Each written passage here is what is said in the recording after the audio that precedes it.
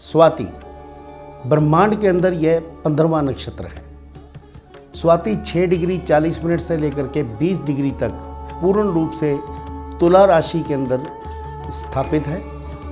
स्वाति का जो ग्रह है वो राहु है, देववृत्ति है, वायु इसका देवता है और यदि इस देव के साथ माने वायु के साथ तो सरस्वती भी इसकी देवी मानी जाती है।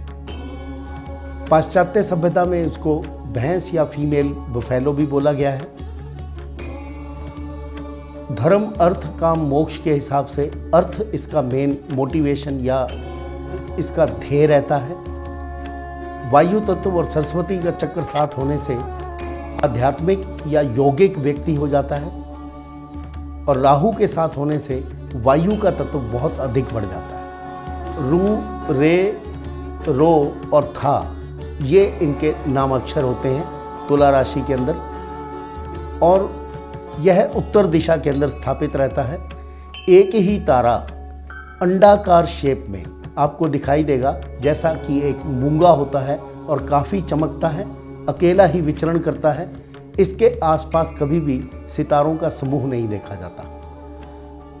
यदि इन सारी मनोवृत्तियों को इकट्ठा किया जाए तो बहुत ही एजुकेटेड, पढ़ा लिखा, एक अच्छा दिखने वाला वायु तत्व वाला व्यक्ति घूमता फिरता हुआ बड़ी बड़ी आँखों वाला ये आपको दिखाई देगा। और मनोवृत्ति आध्यात्मिक रहती है क्योंकि देववृत्ति है, सरस्वती इसकी देवी है।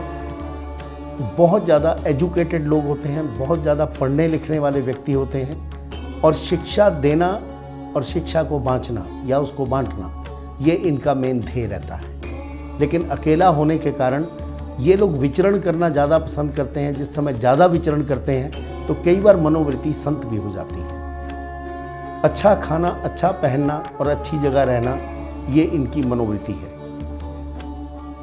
आपने कभी सुना होगा कि पपीहा स्वाति नक्षत्र की जब तक शुद्ध बूंद ऊपर से जल की नहीं टपकती तब तक ये जल नहीं पीते। तो उसी तरह की शुद्धता और शुभता ये अपने जीवन के अंदर अपने मेंटेन रखते हैं या स्थापित करके रखते हैं।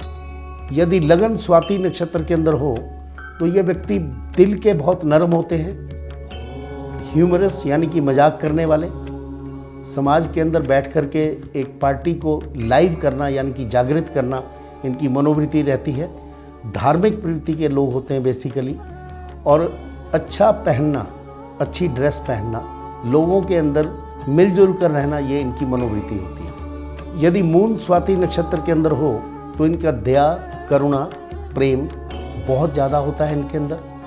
बहुत ही बैलेंस यानी कि एक तरह से नेगेटिव और पॉजिटिव या फिर इन चीज़ों को देख करके एक अपने आप को बहुत ही बैलेंस करके रखने वाले व्यक्ति होते हैं। तुला जैसा कि इसका निशान है तुला राशि का और शनि महाराज इसमें उच्चस्थ अवस्था में हो जाते हैं। कई बार शनि की दृष्टि से बोलते हैं कि विष योग होता है, लेकिन जिस समय चंद्र तुला राशि के अंदर जाता है शनि योग कारक हो जाता है। तो बहुत ही बैलेंस्ड किस्म के इंसान और जैसे ही 30 वर्ष की आयु बीतती है तो ये जीवन के अंदर बहुत आगे निकल जाते हैं। यदि सूर्य स्वाति नक्षत्र के अंदर हो तो सूर्य तुला राशि के अंदर नीच का हो जाता है। मनोवृत्तियाँ थोड़ी सी एरोगेंट यानी कि अहंकार, घमंड, लेकिन बहुत बैलेंस्ड होता है। सरकारी कामकाज में थोड़ी दिक्कत अवश्य होती है। एडमिनिस्ट्रेशन मैनेजमेंट में इनको काफ़ी सारी दिक्कतें आती हैं। इनकी जो मनोवृत्ति है वो घमंड से भरी होने के कारण अपने से नीचे काम करने वाले लोगों के साथ बहुत अच्छा सौहार्दपूर्ण व्यवहार करते हैं और कई बार उसी वजह से ये जीवन में मार भी खाते हैं। स्वाति नक्षत्र के अंदर जन्मे हुए जातक ज़्यादातर व्यापार करते हैं, अच्छे नेता भी कई बार साबित होते हैं, लेकिन जीवन के बहुत अंत में जाकर के इनको सफलताएं प्राप्त होती हैं। एक अच्छे ट्रेड्समैन, स्किल इनके अंदर बहुत होती है। एक अच्छी आत्मा के व्यक्ति होने के कारण बहुत सारा धन एकत्रित करने में इनको बाल सफ़ेद करने पड़ जाते हैं, यानी कि बहुत आयु के बाद इनको सफलता मिलती है, लेकिन संसार के अंदर बहुत प्रसिद्ध होते हैं। हर्निया, किडनी या यूरिनरी ट्रैक्ट यानी कि पेशाब की प्रॉब्लम इन लोगों को बहुत ज़्यादा होती है। शनि का तत्व होने से कई बार बुढ़ापा बहुत जल्दी आ जाता है या एजिंग प्रोसेस शुरू हो जाती है। स्त्रियों को खास तौर से यूट्रस में गर्भाशय या बच्चे पैदा करने में थोड़ी तकलीफ होती है।